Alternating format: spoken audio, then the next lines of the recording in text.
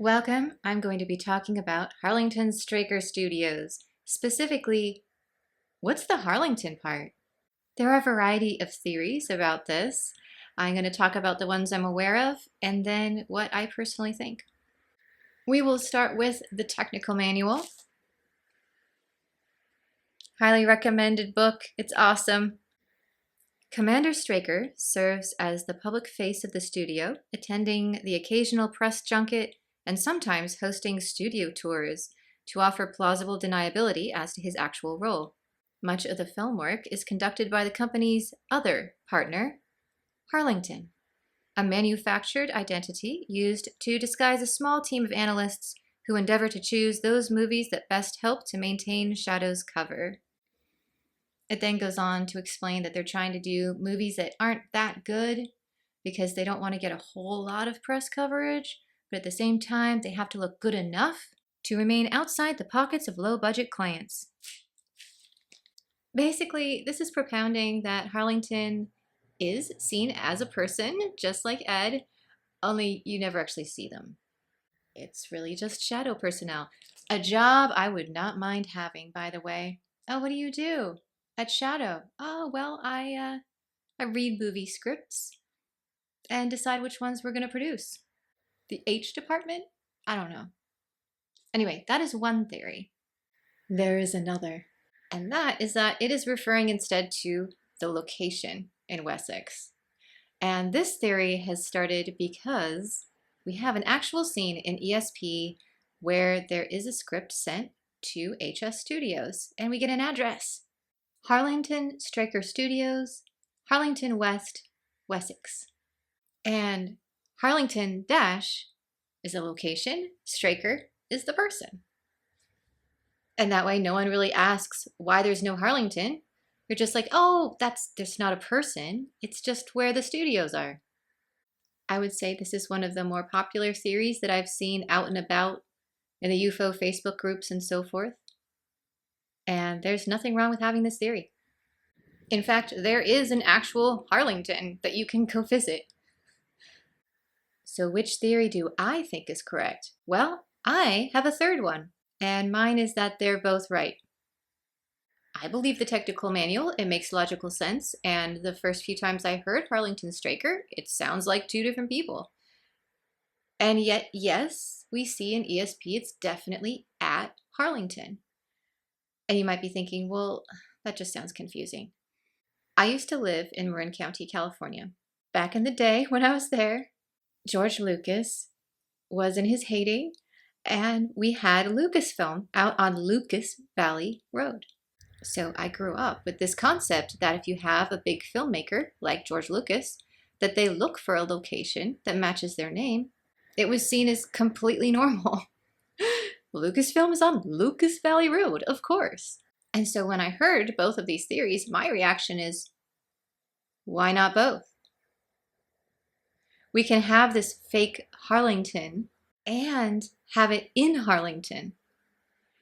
In fact, it might make a great story that can, distract reporters. If they start coming around asking questions like, where is Harlington? Like, we haven't seen them. You can go, oh, well, he's busy.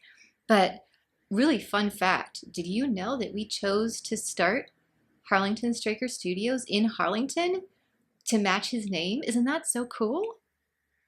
And the reporter would be like, oh, really? And then you just hit them up with more facts, distract them, until they stop asking questions. Now, from a behind-the-scenes SHADO perspective, I think it went more like this. We found a great, perfect location. It's in Harlington. Let's build a studio there. Okay, we can't just call it Straker Studios. We need something more distracting than that. You saw Confetti check A-OK. Everyone was working, 16-hour days, 7 days a week. He was getting home at midnight. Poor Mary was in tears sitting in the living room waiting for him.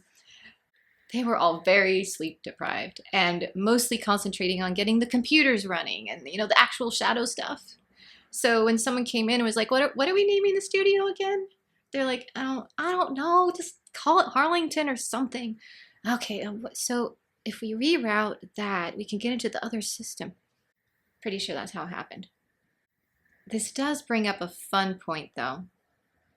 If Harlington, as suggested, has no, like, actor fake figure, this means that every single movie premiere, they have to make up an excuse. Oh, Mr. Foster, great to see you here. I see Mr. Straker. Where's Mr. Harlington?